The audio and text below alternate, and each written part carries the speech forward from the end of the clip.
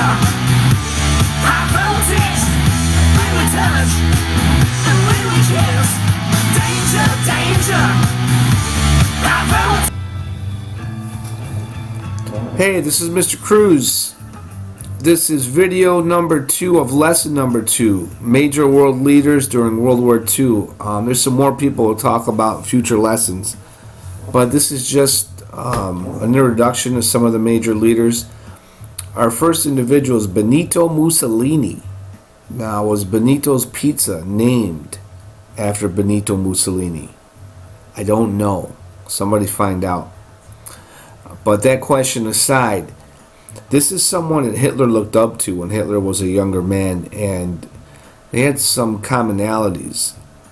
They weren't good at a whole lot of things, but they were really great at one thing, and that was giving a speech.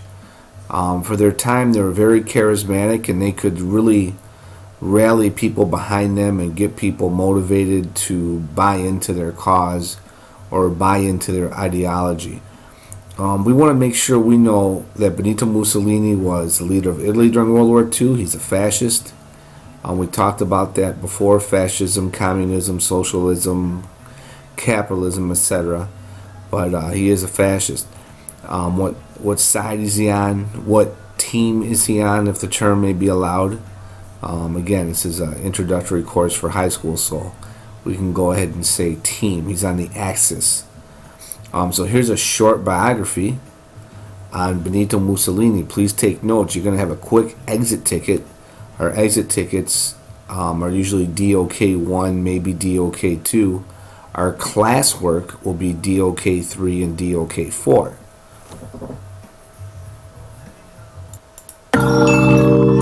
He was Il Duce. Welcome to WatchMojo.com, and today we'll be learning more about the life of Benito Mussolini. Benito Amilcare Andrea Mussolini was born July 29, 1883 in Predappio, Italy. Due to his father's political inclinations, he was named after prominent socialist leaders. Mussolini was a disruptive but intelligent student. He developed beliefs similar to his father's and joined the Socialist Party in 1900.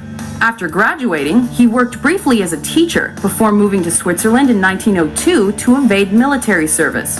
In 1904, Mussolini was deported to Italy and served 2 years in the army. He was soon considered one of the country's foremost socialists, and after becoming editor of the Socialist Party newspaper Avanti, he significantly improved readership. When World War I began in 1914, the Socialist Party disapproved of Italian intervention. Mussolini eventually supported the war, and this got him ejected from the party. He then aligned himself with revolutionary nationalist beliefs and produced the pro-war newspaper Il Popolo d'Italia. In 1915, Mussolini rejoined the army and served in the war before an injury sent him back to his newspaper job. By 1919, he created the Italian Combat Squad as an alternative to socialism. This coincided with a period of Italian social discord known as the Biennio Rosso, or 2 Red Years, when his paramilitary fascist black shirts publicly sparred with socialists and other groups. In 1921, the Combat Squad became the National Fascist Party, and Mussolini won a seat in the Italian Chamber of Deputies. His party was soon ready for power. In October 1922, the March on Rome resulted in the Fascist Party seizing power. On October 31, 1922, Benito Mussolini became the 40th Prime Minister of Italy and the youngest to that point. Mussolini spent the next years disassembling the Italian democratic system, using propaganda to portray himself as the only man capable of unifying the country and transforming Italy into a one-party state. In 1925, he made himself dictator and took the title of Il Duce, or the leader. The fascists were accused of using violent force to crush political foes. However, despite some assassination attempts, Mussolini was initially widely supported due to his efforts fighting unemployment and financial decline. One of Mussolini's most significant achievements was the Lateran Pact of 1929. This treaty settled the long-standing dispute between Italy and the Roman Catholic Church and created the independent state of Vatican City.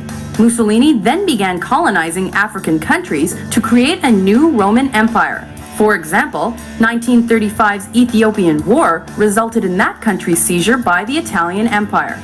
In 1936, Mussolini sent military aid to Spanish dictator Francisco Franco in the Spanish Civil War. This pushed Mussolini closer to Nazi Germany's dictator Adolf Hitler, though their early relationship was unstable. To strengthen ties, Mussolini adopted the anti-Semitic Manifesto of Race in 1938, despite disagreeing with its premise.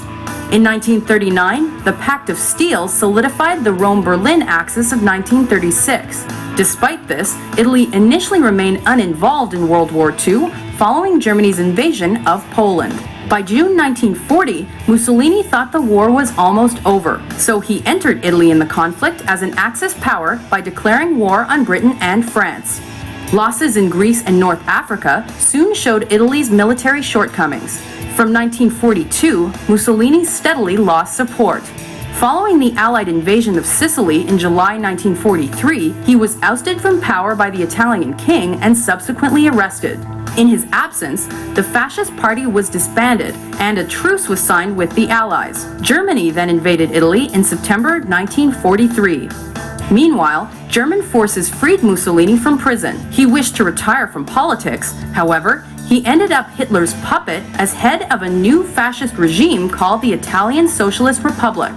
The Allied presence then spread northward through Italy. On April 27, 1945, as Mussolini attempted to escape to Switzerland, he was captured by Italian partisans and executed by firing squad the next day.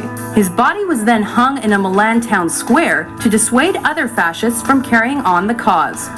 Due to his vanity, womanizing, and egotism, Benito Mussolini shaped Italian and world history and proved himself as one of the 20th century's most controversial dictators.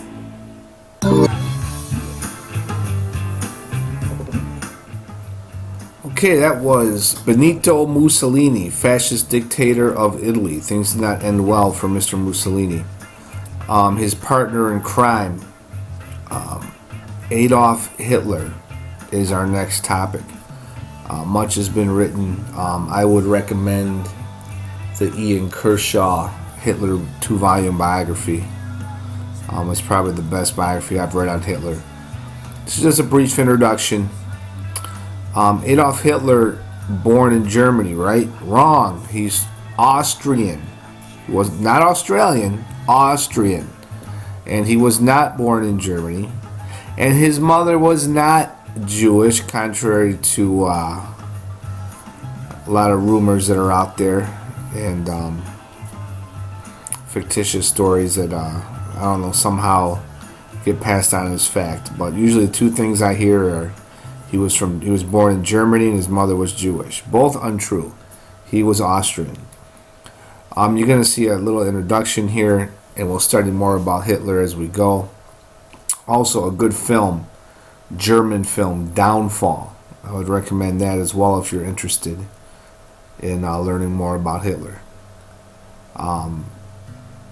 Everyone knows what he did and almost did, but you got to keep in mind it's kind of a crazy story. He wanted to be an artist, and he applied to the Vienna Art School, and I believe he was rejected twice, and he was actually homeless and eating at soup kitchens, sleeping at park benches for a brief period of time. No one would buy his art. It just wasn't that good. Now, how do you go from I just want to paint to I want to kill millions and millions of people and try to take over Europe? I don't know. But that was the backup plan for Adolf Hitler. So enjoy this video. Please make sure you take notes. You have an exit ticket at the end of this lesson.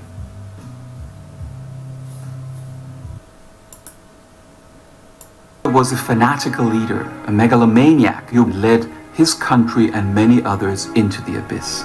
Some historians believe that Adolf Hitler thought that his mission in life was to rid the world of Jews.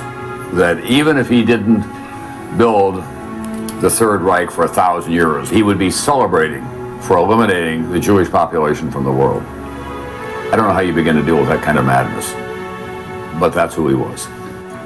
Adolf Hitler was born in Braunau am Inn, Austria, on April 20th, 1889. Hitler's childhood was an uneasy one.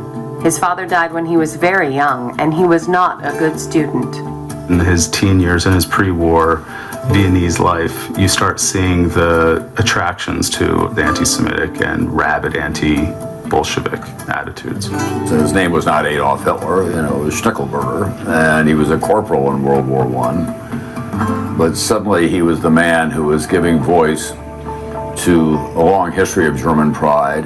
The consequences of World War I for Germany were extraordinary. I mean, the victors, the Western Alliance, placed such penalties on them that they could barely survive. And so they were open to the idea of someone like Hitler who could give voice to their most base fears, and he very cannily knew just how to do that. Hitler, very quickly after the World War I, began to engage in political activity, joining and helping start the German Workers' Party in 1919. This party later became the Nazi Party. In 1923, Adolf Hitler conspired with other right-wing politicians to overthrow the Republic. In response to this, Hitler was sentenced to prison, where he wrote Mein Kampf, expressing his radical, rabid beliefs. He was irrationally anti-Semitic, and he was able to use anti-Semitism as a tool for his rise to power. In January of 1933, Hitler becomes chancellor. As a result of the fire of the Reichstag in February of 1933, Hitler is afforded wide-ranging police and political powers. He's able really to begin the process of forging the dictatorship, the totalitarian state.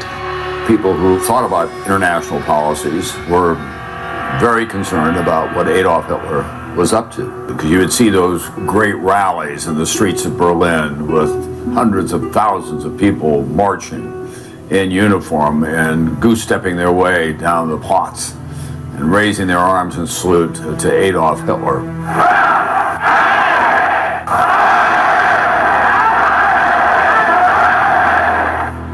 And then he invaded Poland. He thought the British and the French would not declare war on him, and it would be a quick campaign to subdue Poland.